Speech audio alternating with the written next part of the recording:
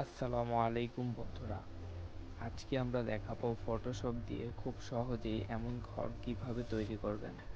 এমন ঘর কিন্তু 2D কার্টুনের ব্যাকগ্রাউন্ড তৈরিতে অনেক বেশি কাজে লাগে। তো চলুন দেরি না করে আজকের ভিডিওটি শুরু করা যাক।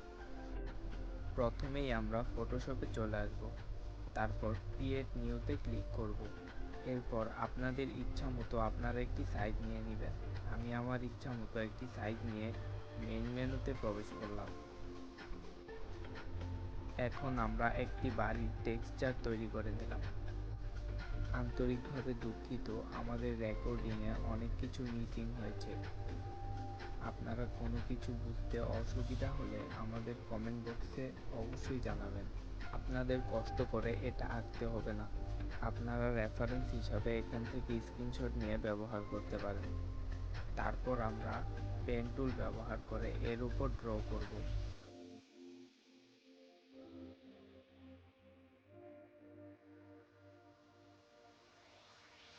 উপরে সম্পূর্ণ ড্র করা হয়ে গেলে আপনারা চাইলে এখানে ক্লিক করে কালার সিলেক্ট করতে পারবেন।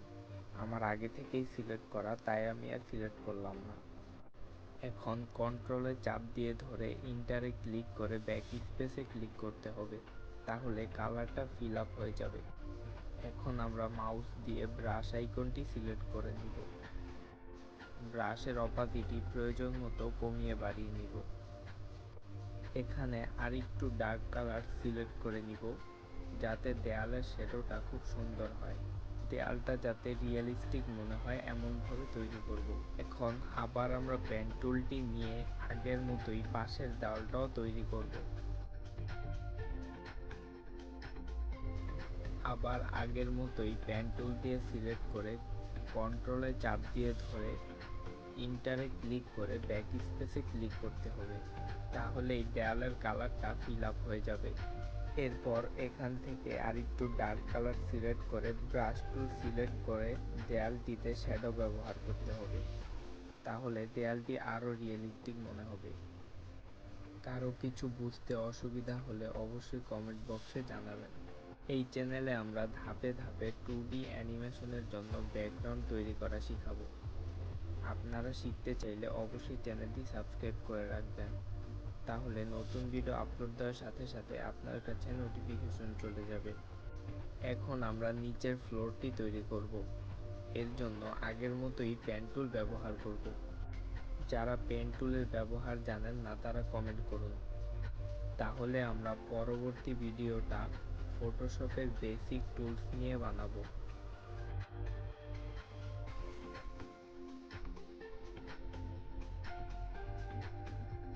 এখন আমরা এখান থেকে কালার সিলেক্ট করে কন্ট্রোলে চাপ দিয়ে ধরে ইন্টারে ক্লিক করে ব্যাক স্পেসে ক্লিক করব, তাহলে কালার ফিল হয়ে যাবে।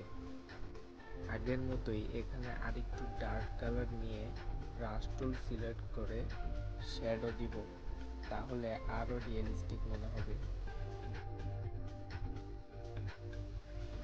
ঠিক একইভাবে পেন টুল ব্যবহার করে এটাও তৈরি করে নিব।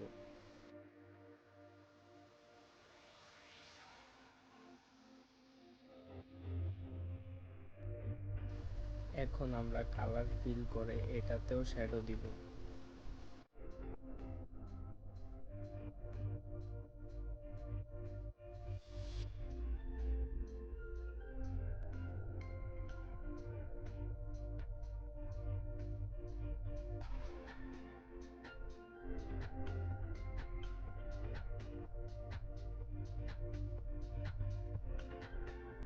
এখন ঘরের দরজা আর জানালা দিব।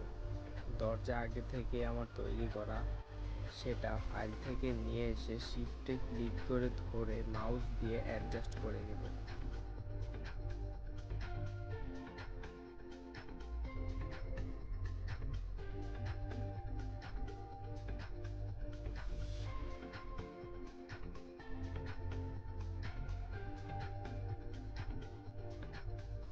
এখন পেন টুল দিয়ে দরজার ভিতরে ঘরের যে অংশটা আছে সেটা এঁকে নেব।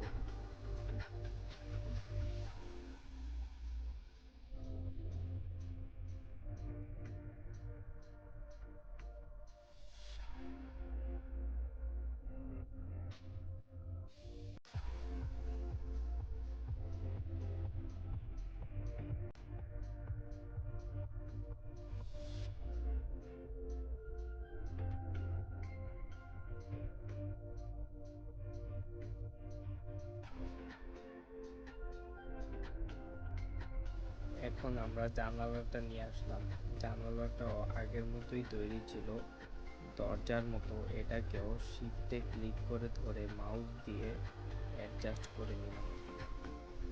এখন জানালার মধ্যেও পেন টুল দিয়ে ঘরের ভিতরের অংশটা এঁকে নিব। এখন দেখো আমাদের ঘরের বেডটা কত সুন্দর তৈরি হয়ে গেছে। বন্ধুরা, পরের ভিডিওতে আমরা এই ঘরের টিন দিয়ে চালা তৈরি করা শিখাবো, যা খুবই গুরুত্বপূর্ণ একটি টপিক। এর জন্য চ্যানেলটি সাবস্ক্রাইব করে রাখুন, তাহলে পরের ভিডিও আপলোড দেওয়ার সাথে সাথে আপনার কাছে নোটিফিকেশন যাবে। ধন্যবাদ বন্ধুরা, আজকের ভিডিওটি এই পর্যন্তই।